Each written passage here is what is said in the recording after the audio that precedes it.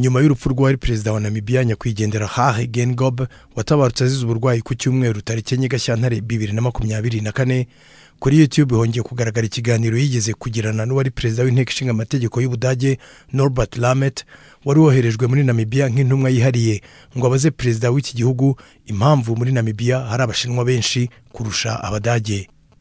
Icyo gihe Perezida Geingob yamusubije amubwira ko umubano wa Namibia n'Ubushinwa utareba Abanyaburayi. Aha yamusubizaga nk'uwari umubajije mu izina rya leta y'igihugu kigeze gukoloniza Namibia kuva mu 1884 kugeza mu 1919. Namibia ikitwa German South West Africa, Ubudage bwo mu burengerazuba bw'amajyepfo ya Afrika. There is in Namibia, for example, the number of Chinese people living here in the meantime. Muri iki gihe umubare w'abashinwa bari muri Namibia ukubye inshuro enye w'Abadage bahari. Kandi urebye siko bimeze mu bindi bice by'isi kuko ho hari itandukaniro. None nibazaga ariko ibyo bigutwaye iki? Uzi ko wagira ngo ni ikibazo kireba Abanyaburayi cyane kurusha uko kitureba. Ko mudufitiye impuhwe cyane.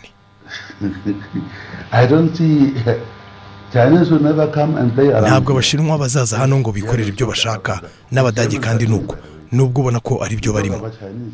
Wowe uravuga Abashinwa, twebwe twakira Abadage hano nta viza tubasabye bakanyura ku itapi itukura. Reba ibyo abaturage bacu bakorerwa mu Budage n'abafite pasiporo z'abadiplomate mu Budage, ariko Abadage baza hano uko babyifuza. None uravuga Abashinwa? Ese gutavuga uko Abadage mudufata hari iwanyu? Abashinwa ntabwo badufata kuriya. Abantu bacu bafite pasiporo z'abadiplomate bari bavuye Geneve babafungira ku kibuga cy'indege mu Budage. Tuzi uko tugomba kuyobora igihugu cyacu. Mwitugirira impuhwe. Buri gihe iyo Umunyaburayi aje hano abavuga Abashinwa. Ikibazo ni ikihe? Rwose ni mutwubahe. Nicyo nakubwira nta kindi. Uzi ko wagira ngo turabana umuntu wese agomba kuza abaza icyo yishakiye.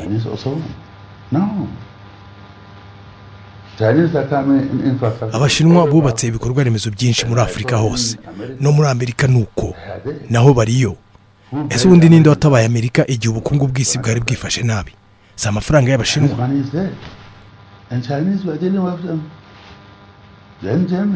Abashinwa ko bari hirya no hino ku isi, kuba bari muri Namibia ni ikibazo. Ikinyamakuru African Insider gikorera kuri YouTube kivuga ko muri Namibia hari Abashinwa basaga 100,000 bari mu bikorwa biteza imbere igihugu. Urugero nko mu bucukuzi bw'ubutare bwa uranium, aho Ubushinwa bumaze gushora imari ingana na miliyari 2 z'amadolari y'Amerika, ndetse bukaba bumaze kwishyura leta ya Namibia hafi miliyari 5 z'amadolari ya Amerika muri ubwo bucukuzi.